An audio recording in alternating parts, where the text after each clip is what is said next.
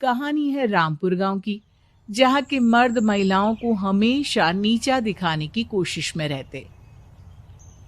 अरे अभी तक खाना नहीं आया। क्या मुझे एक और शादी करने की जरूरत है? नहीं जी नहीं, ऐसा मत करना, वरना मैं कहाँ जाऊंगी। खाना लेकर मैं अभी आई जी। गांव की पंचायत में भी फैसले हमेशा औरतों के खिलाफ ही रहते। मैं जो फैसला सुनाता हूँ वो भगवान की आज्ञा होती है। इस लड़के ने अपने मन से शादी करके अच्छा नहीं किया।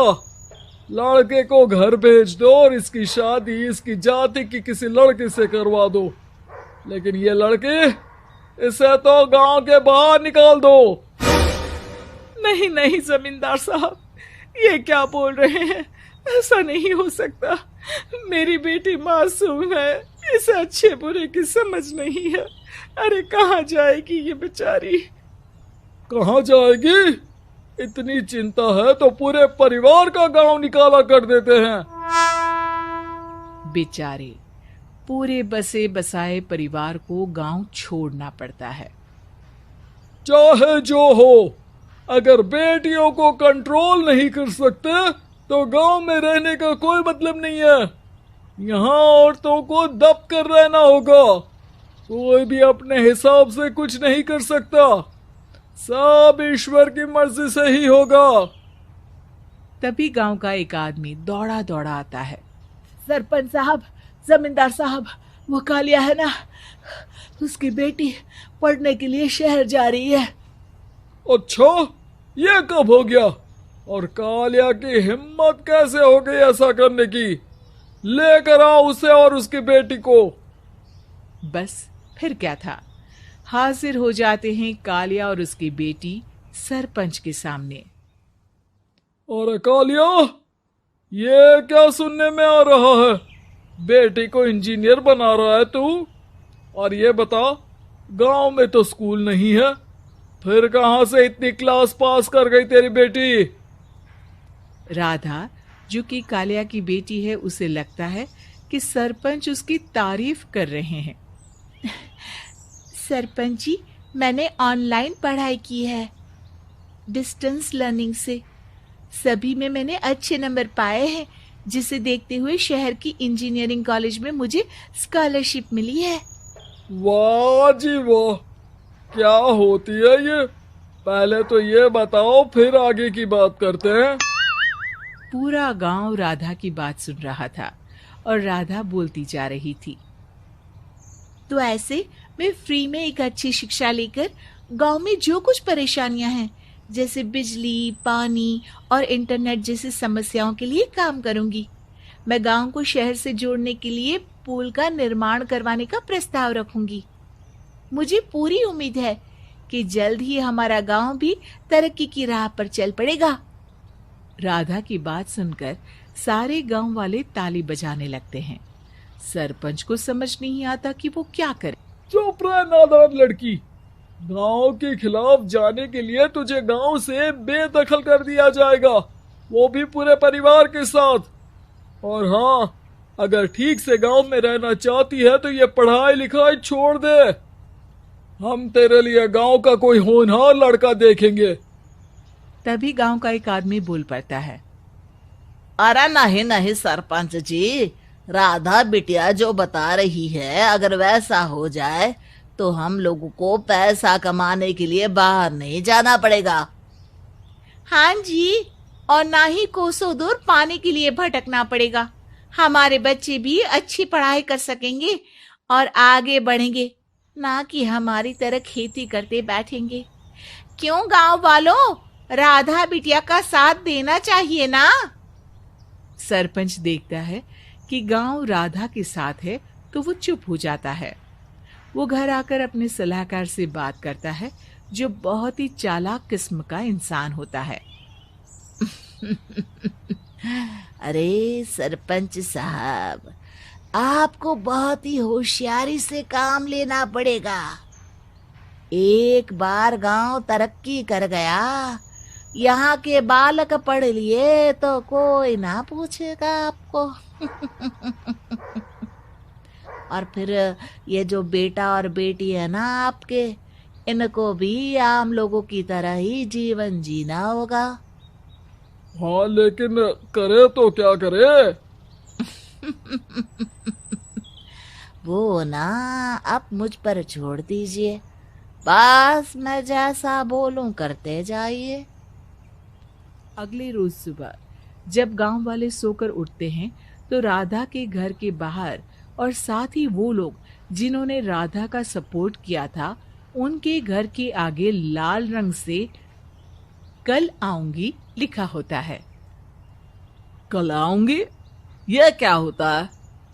अरे यह तो खून से लिखा है, लगता है कोई भूत प्रेत या चुड़ैल का साया है। चलो सरपंच जी के पास चलते हैं। सभी सरपंच के पास जाकर उसे सारी बात बताते हैं।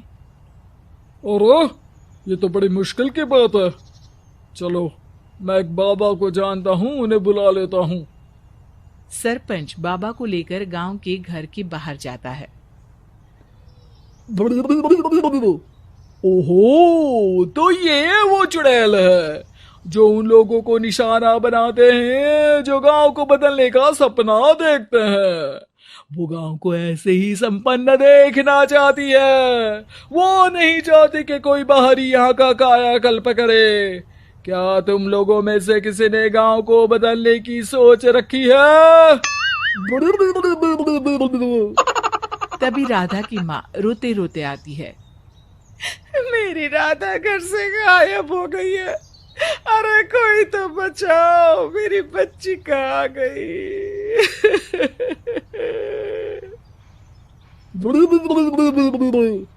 ले गई वो चुड़ैल, तेरी बच्ची को ले गई। अब वो उसे श्रापित करके छोड़ेगी, उस पर चुड़ैल का साया हो जाएगा। तभी बुरी सी हालत में राधा भी वहां आ जाती है। उसके बाल चुड़ैल की तरह फैले होते हैं और कपड़ों में खून लगा होता है। सभी राधा को देखकर डर जाते हैं। माँ, पता नहीं मुझे कौन उठा कर ले गया था। अरे दूर दूर हो जा चुड़ैल, अब हम लोग इस गांव में नहीं रुकेंगे। अरे कैसे बातें कर रहे हैं आप? कल तो आप मेरे भरोसे गांव का हुलिया बदलने, अपने बच्चों को पढ़ाने और तरक्की उन्नति की बात कर रहे थे, तो आज क्या हो गया आपको? ये फिर तुम लोगों को बहकाएगी। ये चुड़ैल गांव में आ चुकी है, ऐसे ही ये तुम्हारे घर के बच्चों को भी ले जाएगी। गांव वाले राधा को गांव से बाहर निकाल देते हैं। उसके माँ बाप रोते रहते हैं लेकिन गांव वाले नहीं मानते। मैं भी अपनी बहन के साथ गांव के बाहर रहूंगा, लेकिन वो पढ़ाई नहीं छोड़ेगी। वहीं सरपंच के घर पर सलाहकार कहता है। देखा, सांप भी मर गया और लाठी भी नहीं टूटी। लेकिन अगले ही दिन सरपंच के घर के बाहर भी वही शब्द लिखे होते हैं और फिर सरपंच की बीवी कहती है, हमारी बेटी को किसी ने अगवा कर लिया है। तभी राधा का भाई वहां आ जाता है। अरे गांव वालों, मैंने सरपंच जी की बेटी को देखा था, वो चुड़ैल उसे उठाकर ले जा रही थी। अरे क्या मजाक कर रहे हो? नहीं नहीं सरपंच जी, आप नहीं जानते, वो चुड़ैल अब आपकी बेटी में आ जाएगी, जैसे राधा के अंदर आ गई थी। तभी सरपंच की बेटी वैसी ही हालत में वहां आती है जैसे राधा आई थी। पापा, पता नहीं कैसे मैं गायब हो गई थी। चुड़ैल, इसके अंदर भी चुड़ैल का साया है, मारो इसे। अरे नहीं नहीं, इसे भी राधा के पास गांव के बाहर ही भेज दो। अरे चुप रहो, मेरी बेटी कहीं नहीं जाएगी और चुड़ैल वुड़ैल कुछ नहीं होता है। अरे कैसे बात कर रहे हो सरपंच जी? आप तो बोल रहे थे कि आपका फैसला भगवान का ज्ञान होता है, तो अपने पर बात आई तो अब आप ऐसे बोल रहे हैं। अरे ना ना ना, आपको अपनी बेटी को त्यागना ही होगा। अरे बुलाओ बाबा को। राधा का भाई बाबा को ले आता है, जिसे अब गांव वालों के डर के कारण सच बोलना पड़ता है। मैं कोई बाबा नहीं हूँ, मैं तो मोची था। ये सलाहकार महोदय ने मुझे कहा था एक्टिंग करने को। अब वो मुझे पैसे देने वाले हैं। अब मुझे माफ कर दो।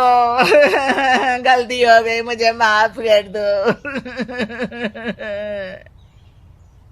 तभी वहां राधा आ जाती है। देखा सरपंच जी, जब गांव के बच्चे साक्षर होंगे तो आप जैसे लोगों की चालाकी नहीं चलेगी।